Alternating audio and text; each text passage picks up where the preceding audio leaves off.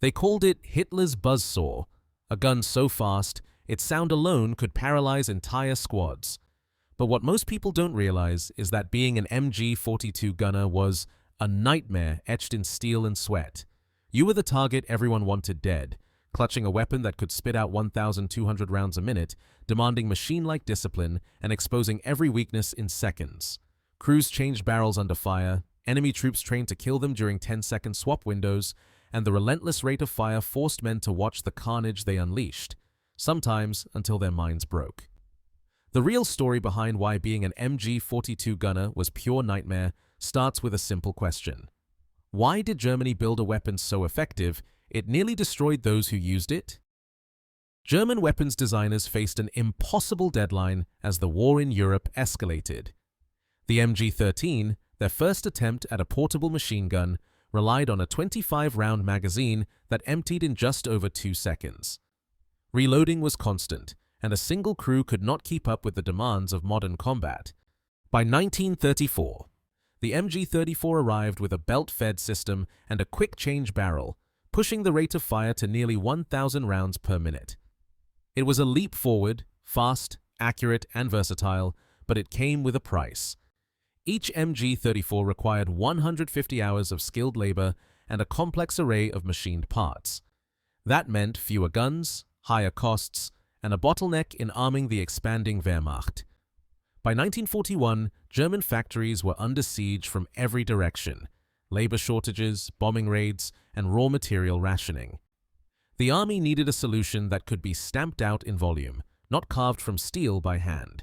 The answer came from Johannes Grossfuss, a metalworks company with no prior experience in firearms.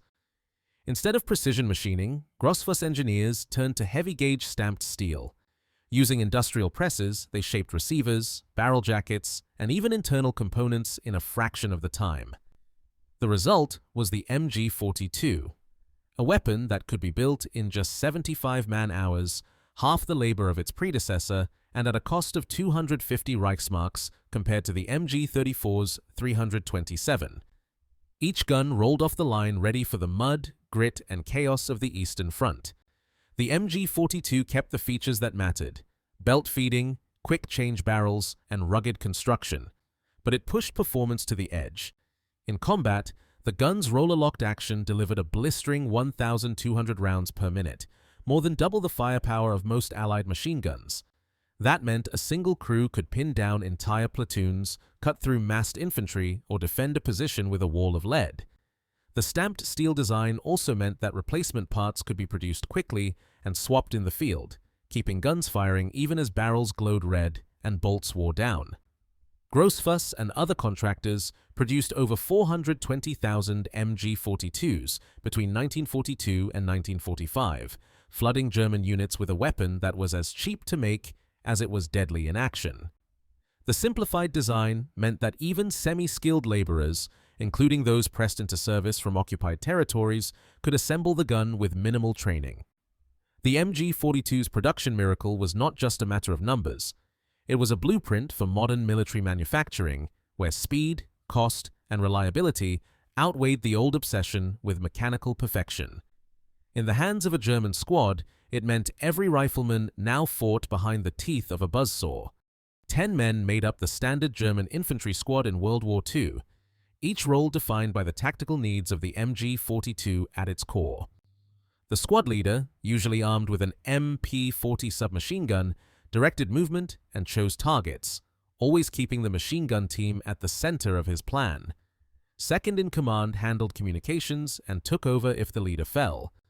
The real engine of the squad was the 3-man machine gun team: gunner, assistant gunner, and ammunition carrier.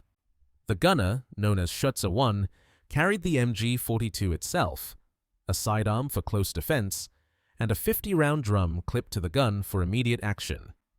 Always close by, the assistant gunner brought 4 more 50-round drums and a 300-round ammo box, plus a pistol. His job went beyond feeding belts. He cleared jams, swapped barrels under fire, and could take over the gun in a heartbeat if the gunner went down. The ammunition carrier, armed with a Kar 98K rifle, hauled 2 more 300-round boxes and kept the team supplied during long engagements. Rounding out the squad, 5 riflemen with Kar 98K rifles formed a protective ring around the machine gun team. They carried extra ammunition, grenades, and sometimes spare barrels, always ready to defend the gun or push forward under its cover. Altogether, the squad moved with around 1,800 rounds of 7.92 by 57mm ammunition, packed in drums for quick access and boxes for resupply. Each man's load was heavy, but the firepower it enabled was unmatched on the battlefield. Mounting options for the MG42 gave the squad flexibility to match any mission. On the move, the bipod kept the weapon light and fast, letting the gunner drop to the ground and open fire in seconds. For defensive positions or when stability mattered most, the Lafette 42 tripod came out.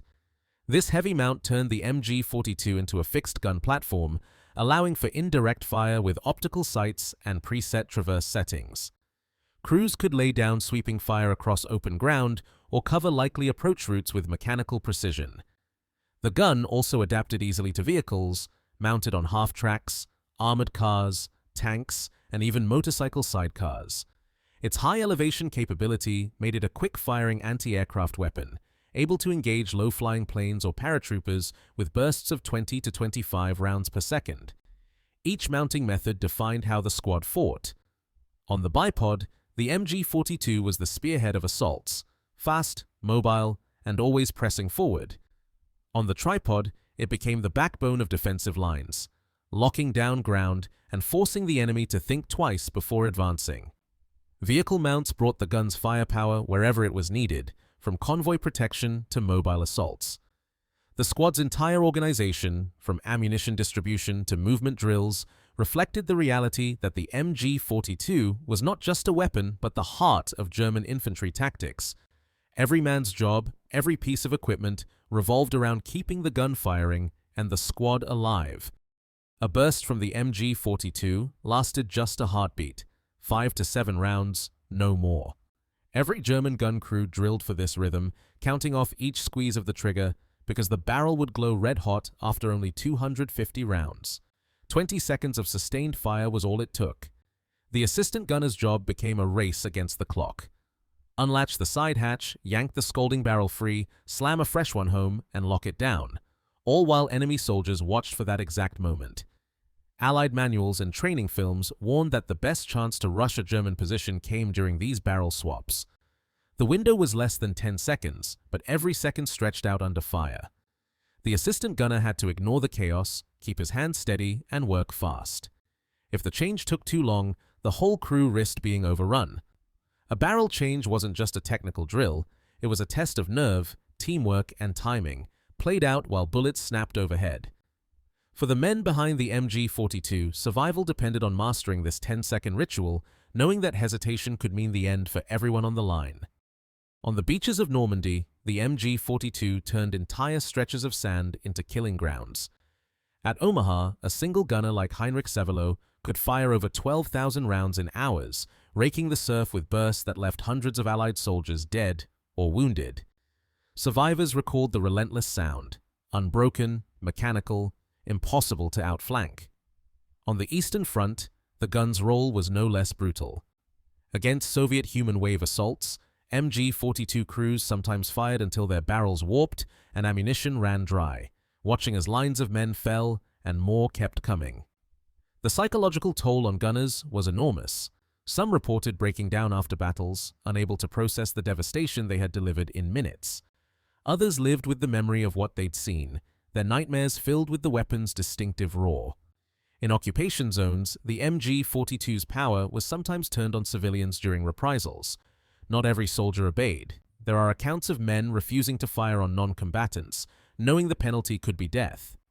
The weight of those decisions and the knowledge of what the gun could do haunted many for the rest of their lives. Not every MG42 story ended in tragedy. Private First Class Leonard Liniewski, a U.S. truck driver, found an abandoned MG42 in a Belgian field. He traded cigarettes to a German POW for a lesson in field stripping the gun, mailed the parts home, and decades later, his son donated the weapon to a museum. The gun that once shattered lives on the battlefield became a relic, silent but still carrying the weight of its history. The MG42's design lived on after the war. In West Germany, it became the MG3, chambered for 7.62 NATO and featuring an adjustable rate of fire. Other countries tried to copy its speed. The American T-24 project never matched the original, topping out at 600 rounds per minute before overheating and jamming. Yet the MG42's DNA runs through the M60 and countless other guns. Its legacy is more than steel and engineering. It's the memory of what a handful of men could do with a single weapon, the fear, the trauma, and the questions that lingered long after the last shot was fired. By 1944, each German infantry squad carried roughly 1,800 rounds to keep their MG42 running, evidence of its central role and the relentless demand placed on its crews. The documentary has shown how the MG42's high rate of fire, mechanical reliability, and stamped steel construction reshaped both German tactics and battlefield psychology. Official Allied after-action reports confirmed that MG42 crews were marked as top priority targets, often suffering higher casualty rates than any other role in the squad. Yet, the long-term psychological toll on these gunners remains only partly documented, with many post-war records still incomplete or classified. The MG42's influence endures, from the Bundeswehr's MG3 to echoes in modern designs like the M60. What is clear from the available documents and testimonies is that, for those who manned it, the MG42 was as much a burden as a weapon, lethal, efficient, and unforgettable.